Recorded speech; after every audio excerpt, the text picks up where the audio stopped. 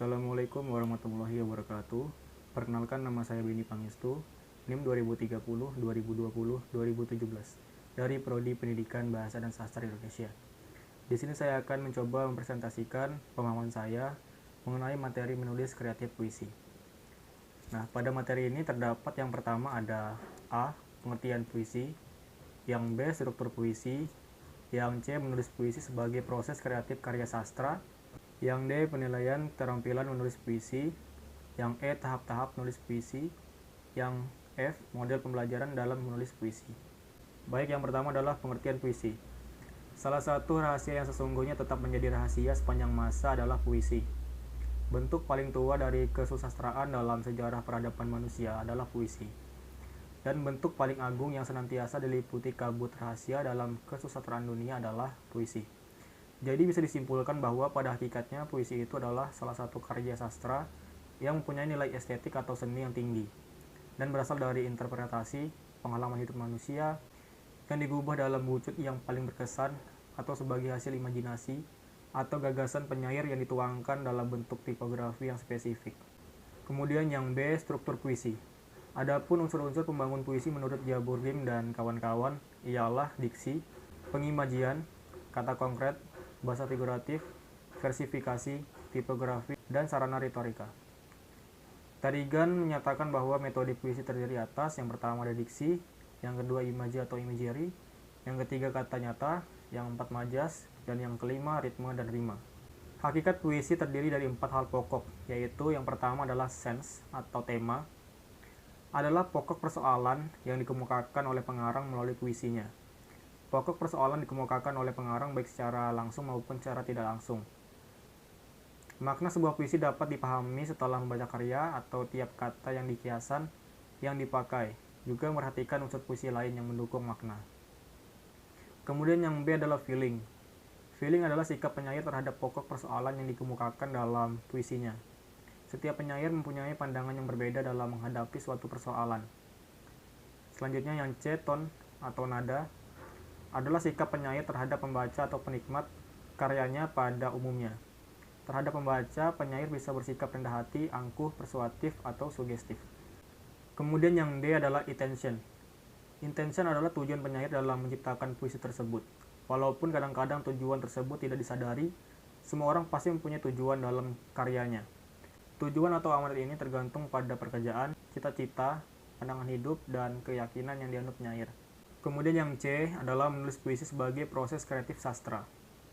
Mengapa kegiatan menulis harus dikajarkan? Sebab menulis dapat memberikan berbagai manfaat. Menurut Al-Qaeda, ada beberapa manfaat menulis. Menulis dapat menambah wawasan mengenai suatu topik karena penulis mencari sumber informasi tentang topik tersebut. Menulis merupakan sarana mengembangkan daya pikir atau nalar dengan mengumpulkan fakta, menghubungkannya, kemudian menarik kesimpulan. Menulis juga dapat memperjelas sesuatu kepada diri penulis karena gagasan-gagasan yang semula masih berserakan dan tidak runtut dalam pikiran, dapat dituangkan secara runtut dan sistematis. Kemudian yang D adalah penilaian keterampilan. Menulis puisi menurut Arifin yang kutip Surimi Harjan dan kawan-kawan, keterampilan menulis dapat dilihat melalui jalan tes, karena tes merupakan suatu cara dalam rangka kegiatan evaluasi. Di dalamnya terdapat berbagai serangkaian tugas yang harus dikerjakan atau dijawab oleh siswa. Pekerjaan dan jawaban itu akan menghasilkan nilai tentang perilaku siswa. Kemudian yang E ada tahap-tahap menulis puisi. Yang pertama adalah tahap prakarsa. Tahap prakarsa ini merupakan tahap pencarian ide untuk dituangkan dalam bentuk tulisan yang berupa puisi. Ide-ide dapat berupa pengalaman seorang untuk melakukan tugas atau memecahkan masalah-masalah tertentu. Kemudian yang B, tahap lanjutan. Tahap ini merupakan tahap tidak lanjut dari tahap pencarian ide, setelah seseorang mendapatkan ide-ide dari berbagai sumber dan cara. Kemudian dilanjutkan dengan mengembangkan ide-ide terhadap tersebut menjadi sebuah puisi. Kemudian yang C, tahap pengakhiran. Adapun puisi yang diajarkan siswa adalah puisi transparan, yang merupakan bentuk puisi sederhana. Di samping itu, dalam latihan penulisan, puisi ini tidak hanya untuk mempertajam pengamatan dan peningkatan kemampuan bahasa. Kemudian yang F adalah model pembelajaran dalam menulis puisi. Yang pertama ada model pembelajaran kooperatif atau cooperative learning. Model pembelajaran kooperatif adalah salah satu bentuk pembelajaran yang didasari paham konstruktivisme. Model pembelajaran kooperatif merupakan strategi belajar dengan kelompok kecil yang tingkat kemampuannya berbeda. Kemudian yang kedua adalah metode musikalisasi. Situmorang mengemukakan bahwa unsur musik pada puisi terlihat oleh adanya komposisi irama yang tertulis atau lisan. Irama pada berulang kembalinya tekanan atau stres pada baris-baris kalimat tinggi rendahnya suara. Panjang pendek suara, irama membuat indah, penuh imajinasi. Kemudian yang ketiga adalah teknik pengamatan objek langsung. Model pembelajaran lingkungan yang dapat dilakukan di sekitar sekolah dapat mengeluarkan biaya yang banyak. Di samping itu, waktu yang dibutuhkan efisien secukupnya. Yang keempat, strategi rekreasi. Istilah rekreasi dapat diartikan sebagai upaya penciptaan kembali. Strategi rekreasi dalam implementasinya supaya menerapkan kegiatan atau penciptaan kembali. Kemudian yang kelima adalah pendekatan berbasis sastra.